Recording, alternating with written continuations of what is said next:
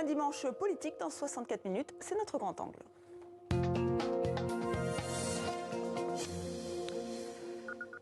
Ambiance électrique à l'Assemblée nationale, Mayotte qui se rappelle au bon souvenir de Paris, chacun cherche son chef ou sa chef, à droite, mais pas seulement. Une semaine politique dense que nous allons décrypter avec Eva Morletto. Bonsoir. Bonsoir. Toujours correspondante à Paris de Grazia Italie. Tout à fait. Et Richard Verly pour le site suisse blick.ch. Bienvenue Richard. Merci. Alors vous connaissez la tradition, en quelques mots, votre temps fort de la semaine. Et Richard, on commence avec vous. Eh bien oui, moi j'ai choisi le congrès des maires où Emmanuel Macron s'est rendu, mais où il n'a pas prononcé de discours.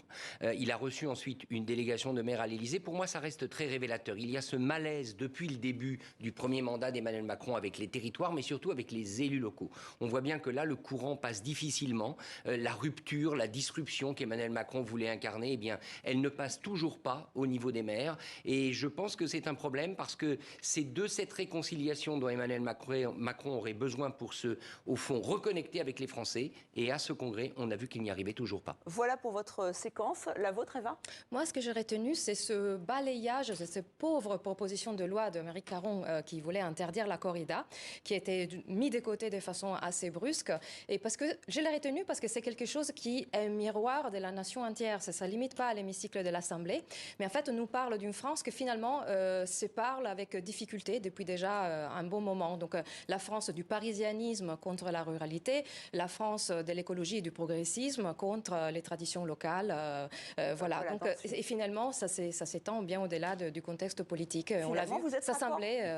oui, vous êtes raccord tout à fait. Effectivement, vous parlez de la même chose. Émeric Caron qui était très déçu, nous l'avons reçu en direct dans 64 minutes, juste après sa décision de retirer son texte. Il faut dire qu'il n'avait pas eu trop le choix. Maintenant, on va revenir effectivement sur cette semaine politique avec Dimitri Porte.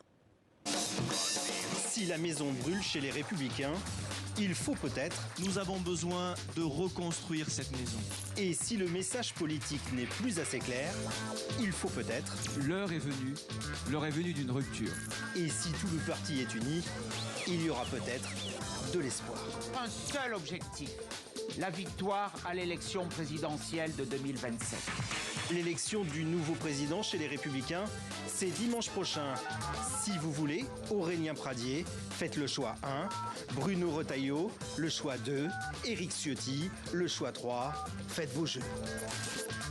À l'Assemblée nationale, parfois un ange passe. Pour 226 contre 12, l'Assemblée nationale a adopté. Vote historique sur la constitutionnalisation de l'IVG, en attendant le passage devant le Sénat. Mais très vite, l'ambiance redevient, comment dire... Tu vas la fermer. Électrique, au moment de discuter du texte de la France insoumise pour la réintégration des soignants non vaccinés contre le Covid-19.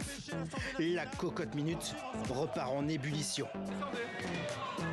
La majorité et les Républicains font en sorte d'obstruer le vote de ce texte entre amendements et jeux politiques. Respectez l'Assemblée nationale.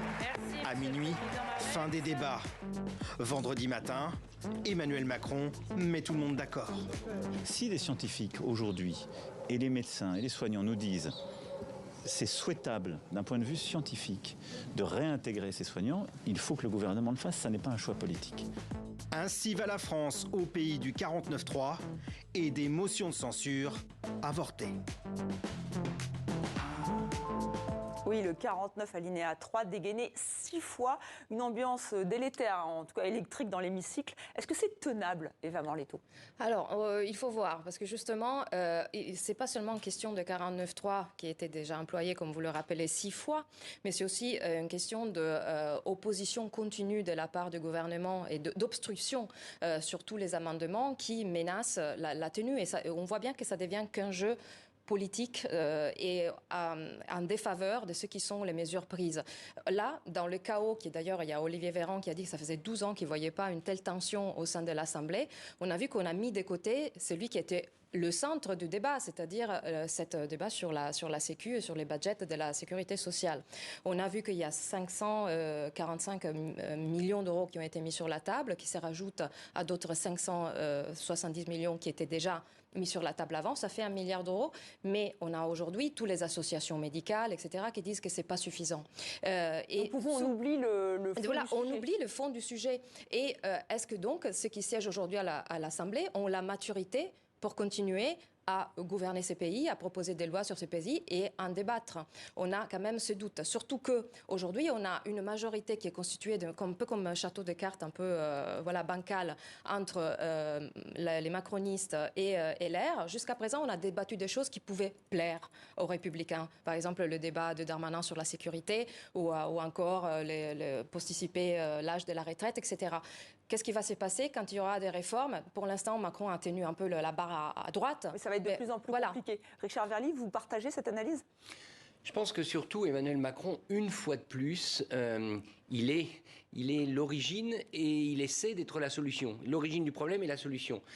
Quand il intervient pour dire, au fond, pour quand même déjuger son gouvernement en disant le gouvernement devra s'adapter, je pense qu'il ne rend pas un service à sa première ministre et aux ministres qui défendent les textes devant l'Assemblée nationale. La réalité, c'est quand on est en situation de majorité relative, il y a beaucoup de pays qui le connaissent, on est habitué dans les démocraties parlementaires. L'essentiel du travail du gouvernement doit aller d'être chercher des voix pour faire une majorité. C'est en général un travail discret, à base d'amendements, on fait des concessions. Or là, Emmanuel Macron, une fois de plus, il applique comme s'il était en possession d'une majorité, ce qui n'est pas le cas. Ce qui m'inquiète, c'est ça au fond. Et les partis d'opposition font la même chose. Ils radicalisent le débat dans l'Assemblée pour faire en sorte que personne ne soit tenté de se détacher et de rejoindre la majorité. Donc on voit bien que ce qu'on pouvait espérer d'un point de vue démocratique, c'est-à-dire que cette Assemblée morcelée conduise à des compromis, ça ne marche pas parce que dans la tête de l'opposition, comme dans la tête du président de la République,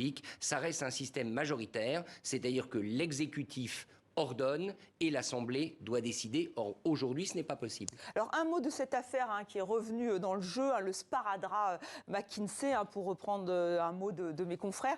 Le cabinet de conseil est revenu sur le devant de l'actualité avec ces deux informations judiciaires ouvertes par le PNF. Le nom d'Emmanuel Macron n'est pas cité, mais il s'est dit très serein, la justice doit faire son travail. On voit que d'ailleurs tous les macronistes ont le même discours, même si Bruno Le Maire, un ministre de l'économie et des finances, a reconnu des abus quant au recours de l'État au cabinet de conseil. Alors, quelles peuvent être les conséquences de cette affaire McKinsey?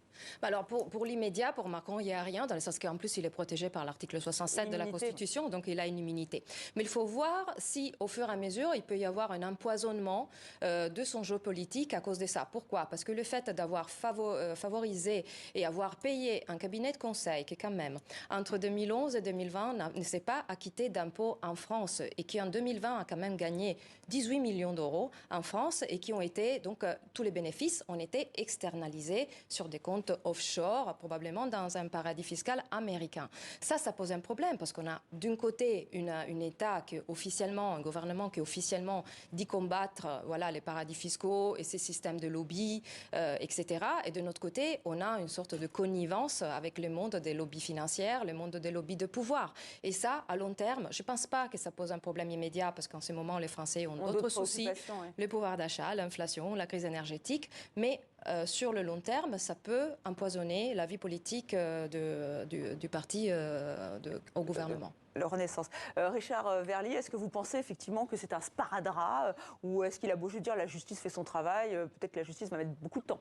Alors, que la justice soit saisie, c'est normal, il faut s'en féliciter. C'est sans doute qu'il y a des éléments qui justifiaient l'ouverture d'une enquête par le parquet national financier. Donc ça prouve que le système fonctionne et que le pouvoir exécutif le laisse fonctionner.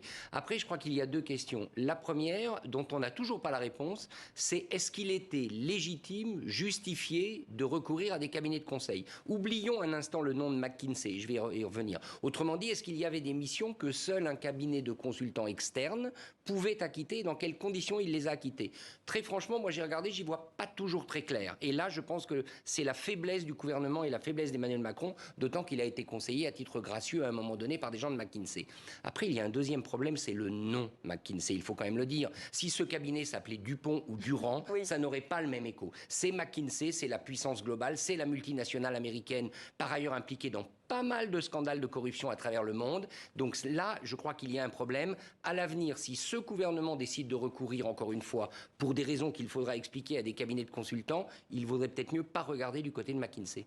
Alors, soit on va très très vite et on parle de Mayotte, ça a été vraiment dans la une de l'actualité, ou alors il y a effectivement le duel des trois candidats à la présidence de LR. Allez, on va en parler, on les a vus dans le sujet de Dimitri. On peut faire les écolos aussi ou pas? Alors les écolos, mais alors très rapidement, Éric Ciotti, favori évidemment, Laurent Wauquiez en embuscade?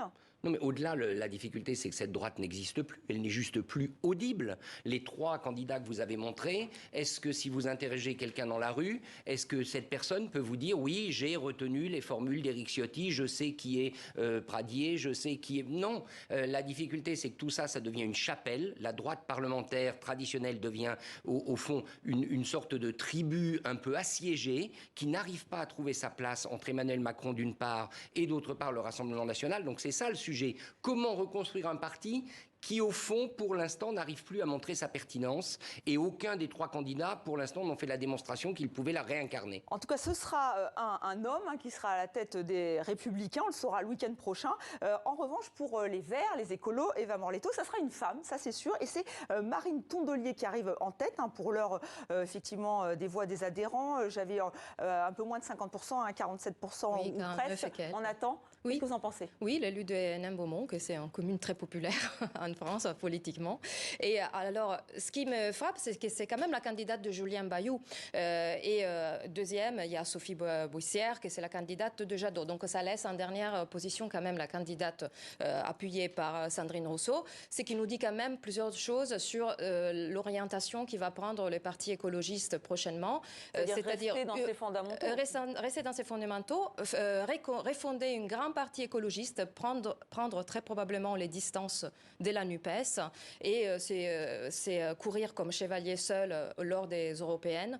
Ça, c'est très probable. Et aussi prendre les distances d'une certaine tuitification et buzz qui a malheureusement entaché un peu le parti écologiste à cause de l'affaire Bayou, mais à cause aussi de certaines, discours trop médiatisés de la part de Sandrine Rousseau, etc. Donc cette radicalité-là, je pense qu'il faudra peut-être l'effacer un peu pour pouvoir faire naître un fort parti écologiste.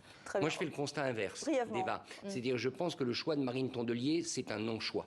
C'est-à-dire, c'est une candidate dont les principaux faits d'armes ont été effectivement de s'opposer à Marine Le Pen à Hénin-Beaumont. Et ce n'est pas une candidate qui est forte dans le parti. Elle est là quand même par défaut. Donc moi, ce que je trouve très inquiétant et très problématique pour les écologistes, c'est qu'ils représentent un vrai courant au sein de l'opinion française, on le sait, notamment auprès de la jeunesse, mais que pour des raisons, je dirais, de lutte interne, pour des raisons d'ego, pour des raisons d'individus, ils sont en ce moment plutôt paralysés. Et ce n'est pas une bonne nouvelle pour la démocratie et pour le combat politique d'aujourd'hui compte tenu des enjeux climatiques. Merci à vous deux. On ne parlera pas de football. Demain, la Suisse face au Brésil avec vous. Mais c'est fait, la Suisse va gagner. Mais bien sûr, elle va gagner, mais on y